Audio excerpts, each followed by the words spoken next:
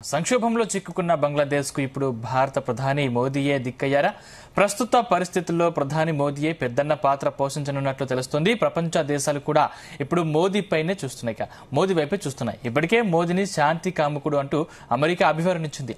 ప్రస్తుతం బంగ్లాదేశ్ మాజీ ప్రధాని షేక్ హసీనాకు భారత్లో ఆశ్రయం కల్పించారు ప్రధాని మోదీ. షేక్ హసీనా రాజకీయ శరణార్థిగా యూకేలో ఆశ్రయం కోరినట్లు సమాచారం. దీనిపై బ్రిటన్ ప్రభుత్వం ఇంకా ఎలాంటి నిర్ణయం తీసుకోలేదు. దీంతో యూకే ప్రభుత్వం నుంచి అనుమతులు వచ్చే వరకు ఆమె భారత్లో ఉండేందుకు న్యూఢిల్లీ తాత్కాలిక అనుమతులు ఇచ్చినట్లు సమాచారం. ఈ సమయంలో హసీనాకు భారత్ సంస్థాగతంగా పూర్తి సహకారం అందించనుంది.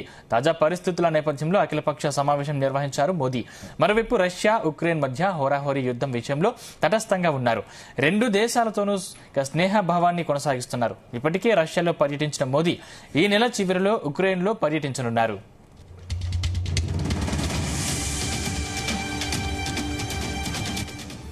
ఇదే అంశానికి సంబంధించిన మరింత పూర్తి సమాచారం మా ప్రతినిధి శ్రీచరణ్ అందిస్తారు. శ్రీచరణ్, సందీప్, ఈ రోజు ఆల్ పార్టీ సమావేశం కూడా జరిగింది.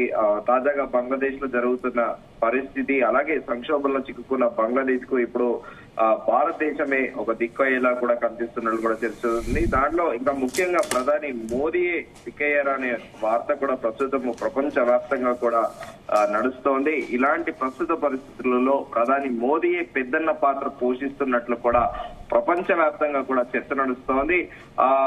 దీంతో పాటు ప్రపంచ దేశాలు కూడా ప్రధాని మోదీ వైపే చూస్తున్నాయి. ఇప్పటికే ప్రధాని మోదీని పీస్ ఆఫ్ సింబల్ గా కూడా అంటూ అమెరికా కూడా వర్ణించిన విషయం తెలిసిందే. ప్రస్తుతం బంగ్లాదేశ్ మాజీ ప్రధాని షేక్ హసీనాకు భారత్ లో ఆశ్రయం కల్పించారు. అయితే ఇక్కడ ఒక సీక్రెట్ గా, అంటే ఇది ఇప్పటి వరకు కూడా దీనికి అథెంటిసిటీ లేదు. రెండు వాదనలు నడుస్తున్నాయి. ఒకటేమో ఇండియన్ ఎయిర్ బేస్ కి నిన్న మధ్యాహ్నం అంటే నిన్న సాయంత్రం షేక్ హసీనా చేరుకున్నారనే ఒక వాదన నడుస్తోంది. మరో వాదన ఏంటంటే షేక్ హసీనాకి రాఫెల్ జెట్ ఫైటర్లు కూడా మానిటర్ చేశాయి. ఆమె ఇండియాకి రీచ్ అవ్వలేదు. కాకపోతే రాఫెల్ జెట్ ఫైటర్లు మాత్రము ఆమెకి తోడుగా కూడా వెళ్ళాయని కూడా చెబుతున్నప్పటికీ దీనికి ప్రస్తుతానికి ఎలాంటి ఒక అధికారిక ప్రకటన లేదు. ఆమె ప్రస్తుతం ఇండియాలో ఉందా, లేకపోతే వేరే ఏదైనా దేశానికి వెళ్లారా అనేది కూడా ఒక చర్చనీయాంశంగా మారింది. దేశవ్యాప్తంగా అయితే ప్రస్తుతం జరుగుతున్న చర్చ మాత్రము ఆమె ఇండియాలోనే ఆశ్రయం తీసుకున్నారు. బ్రిటన్ ని తను ఆశ్రయం కల్పించాలని కోరినప్పటికీ బ్రిటన్ నుంచి ఇప్పటి వరకు కూడా ఎలాంటి ప్రకటన రాకపోవడంతో ప్రస్తుతం ఆమె ఇండియాలోనే ఉన్నట్లు కూడా చర్చ నడుస్తోంది. మరోవైపు ఏమో Sheikh Hasina did not reach Delhi from Dhaka. India had to fly Rafales Air Force monitored with radar అని చెప్పేసి కూడా ఒక చర్చ నడుస్తోంది. అయితే వాస్తవికంగా చూసుకుంటే కొద్దిసేపటి కిందట ఇండియన్ ఎయిర్ బేస్ కి రెండు మెర్సిడీస్ బెంజ్ కార్లు కూడా వెళ్ళాయి. దానికి ఒకటి గవర్నర్, ఒకటి వైస్ ప్రెసిడెంట్ కార్లా ఉన్నాయనేది కూడా చర్చ నడుస్తోంది. సో ప్రస్తుతం వైస్ ప్రెసిడెంట్ వెళ్లి కలిసారా, లేకపోతే ప్రెసిడెంట్ ద్రౌపది ముర్ము వెళ్లి ఇండియన్ ఎయిర్ బేస్ లో కలిసారా అనేది కూడా ఒక సందేహాస్పదంగా ఉంది. ఎప్పటికప్పుడు కూడా ఒక ఉత్కంఠ వాతావరణం అయితే నెలకొని ఉంది అటు బంగ్లాదేశ్ తో పాటు ఇటు భారతదేశము. ఎందుకంటే భారతదేశంకి అంటే నైబర్హుడ్ కంట్రీ అండ్ దట్ 1971 యుద్ధంలో కూడా ఇందిరాగాంధీ ప్రధానమంత్రిగా ఉన్నప్పుడు కూడా ఇండియన్ సోల్జర్సే అప్పట్లో బంగ్లాదేశ్ ని ఈస్ట్ పాకిస్తాన్ గా కూడా అభివర్ణించేవారు. సో అప్పుడు బంగ్లాదేశ్ కోసమే స్వయంగా ఇందిరాగాంధీ భారతదేశ ఆర్మీతో యుద్ధం చేయించి కూడా వాళ్ళకి విముక్తి కల్పించిన విషయం తెలిసిందే. సో ఇప్పుడు నైబర్హుడ్ కంట్రీగా దట్టు వెస్ట్ బెంగాల్ కి కూడా సరిహద్దు కంట్రీగా ఉన్న బంగ్లాదేశ్ ప్రస్తుతం ఇండియాకి కూడా ఒక చిన్న సమస్యాత్మక ఇష్యూలా మారింది. ఎందుకంటే ప్రధాని మోదీ తీసుకోబోయే డెసిషన్ ఏదైతే ఉంటుందో ఆ నిర్ణయం మేరకే బంగ్లాదేశ్ భవిష్యత్తుతో పాటు భారతదేశం భవిష్యత్తు కూడా ఉండేటట్టు కూడా తెలుస్తోంది. ఎందుకంటే భారతదేశం మనం చూస్తే గడిచిన 10 ఏళ్లుగా కూడా టాప్ 5 లో కూడా నిలిచిపోయింది. ఇప్పుడు అటు అస్త్రాలలో కానీ ఏదైనా జీడిపిలో కానీ టాప్ 5 లో కూడా ఇప్పుడు ప్రస్తుతం ఇండియా ఉంది.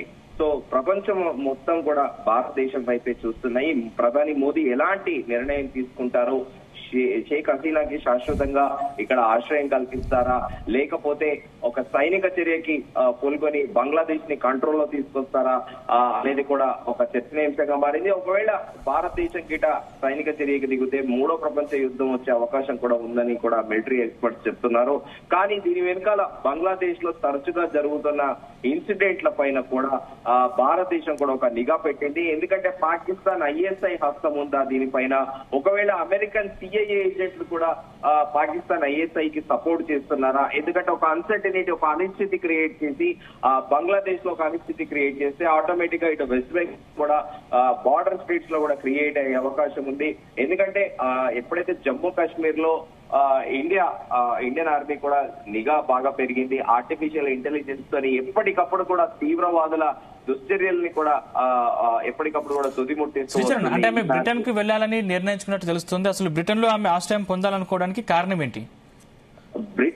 బ్రిటన్ కొన్న ఒక స్పెషాలిటీ ఏంటంటే, గ్రేట్ బ్రిటన్ లో ఎవరైనా కూడా వచ్చి అక్కడ ఆశ్రయము అడిగితే కూడా అక్కడ గ్రేట్ బ్రిటన్ ఇస్తారు వారికి. మనం గతంలో చూసుకుంటే జూలియన్ అసాంజే ఎవరైతే ఆ CIA ఫైళ్లతో పాటు ప్రభుత్వానికి సంబంధించిన ఫైల్ అన్ని కూడా అప్పట్లో సంచలనాత్మకంగా మారింది. ఆయన బయట పెట్టిన విషయం తెలిసిందే. ఆయన కొన్ని రోజుల పాటు నార్వే ఎంబసీలో ఉండి అదే గ్రేట్ బ్రిటన్ లో బ్రిటన్ లో ఎవరైనా కూడా వెళ్ళి, ఇప్పుడు పాకిస్తాన్లో కూడా చాలా మంది గతంలో మనం చూసుకుంటే ఇటు పర్వేజ్ ముషరఫ్ కానీ అలాగే నవాజ్ షరీఫ్ కానీ వీళ్ళందరూ కూడా పాకిస్తాన్ ఆశ్రయించి అక్కడ ఉన్నారు. సో బ్రిటన్ ఎవరు వచ్చినా కూడా వాళ్ళకి అక్కడ ఆశ్రయం ఇస్తుంది. సో అందుకే బ్రిటన్ ని కోరినట్లు కూడా ప్రస్తుతము తెలుస్తోంది. అయితే షేక్ ఇప్పుడు ప్రస్తుతము రాజకీయ శరణార్థిగా కూడా UK లో ఆశ్రయం కోరినట్లు కూడా ఆమె షేక్ హసీనా కోరినట్లు కూడా చర్చ నడుస్తోంది. బ్రిటన్ ప్రభుత్వం ఇంకా ఎలాంటి నిర్ణయం తీసుకోలేదు.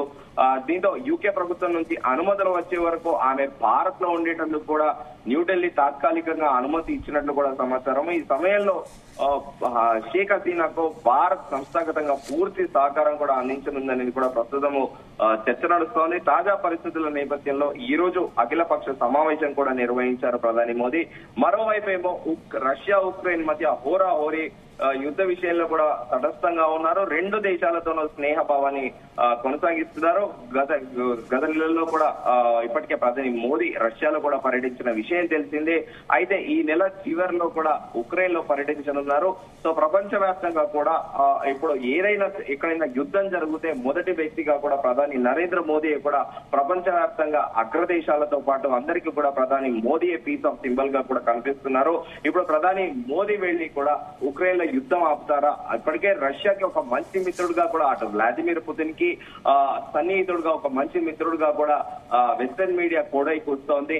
సో ఈ నేపథ్యంలో రష్యాకి ఉక్రెయిన్ పర్యటన కూడా చాలా ప్రాధాన్యత సంతరించుకుంది. ఒకవేళ ఉక్రెయిన్ వెళ్లి జెలెన్స్కీ తోని మాట్లాడి యుద్ధాన్ని ఆపుతారా? అటు నాటో నుంచి నాటో ప్రస్తుతము పరోక్షంగా అమెరికా కూడా మద్దతు ఇస్తుందనే ఆరోపణ కూడా ఉంది. ఇటు నాటో దేశాలకు కూడా వెపన్స్ అన్ని కూడా, అంటే ఆయుధాలన్నీ కూడా తెలియకుండా సీక్రెట్ గా సరఫరా చేస్తున్నాయి ఉక్రెయిన్ అనేది కూడా.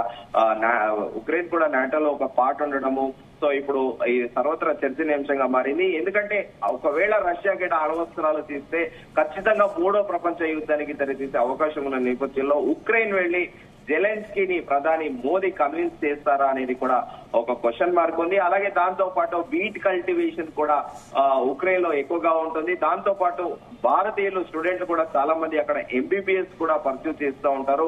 సో ఈ నేపథ్యంలో ఈ నెల చివరిలో కూడా ప్రధాని మోదీ ఉక్రెయిన్ పర్యటన చేయనున్నారు. సో దానిపైన కూడా ఒక ఉత్కంఠ నెలకొని ఉంది. సందీప్, శ్రీచరణ్, అంటే అసలు బ్రిటన్ లో ఇంకా అనుమతి లభించకపోవడం కారణం ఏంటి? ఎందుకు ఆలస్యం అవుతుంది అనుకోవచ్చు? దానికి చాలా ప్రొసీజర్స్ ఉంటాయి. అక్కడ గ్రేట్ బ్రిటన్ లో, అక్కడ లండన్ లో కూడా అక్కడ బంగ్లాదేశీ డిప్లొమాట్లు, దౌత్యవేత్తలు ఉంటారు. బంగ్లాదేశ్ కి ప్రభుత్వానికి చెందిన డిప్లొమాట్స్ వాళ్ళందరూ కూడా ఉంటారు. దీనిపైన కూడా ఒక పొలిటికల్ రెఫ్యూజీకి ఏ క్రైటీరియా ఉంటుంది, ఏ క్రైటీరియా కింద ఆమెకి ఆశ్రయం ఇవ్వాలి, షెల్టర్ ఇవ్వాలనేది కూడా కొన్ని మార్గదర్శకాలు ఉంటాయి. సో అవన్నీ కూడా ఫార్మాలిటీస్ ఫిల్ అయ్యాక ఇప్పుడున్న బంగ్లాదేశ్ లో ఉన్న క్రైసిస్ తో పాటు ఏ బేసిస్ మీద ఆమె యూకేని షెల్టర్ ఇవ్వాలని కోరిందని అవన్నీ కూడా కన్సిడర్ చేసి ఫైనల్ గా కూడా యూకే బ్రిటన్ ప్రభుత్వము ఒక కాల్ ఇచ్చే అవకాశం ఉందని కూడా ప్రస్తుతం ఒక చర్చ నడుస్తోంది. Sandeep, right, thank you Sricharan.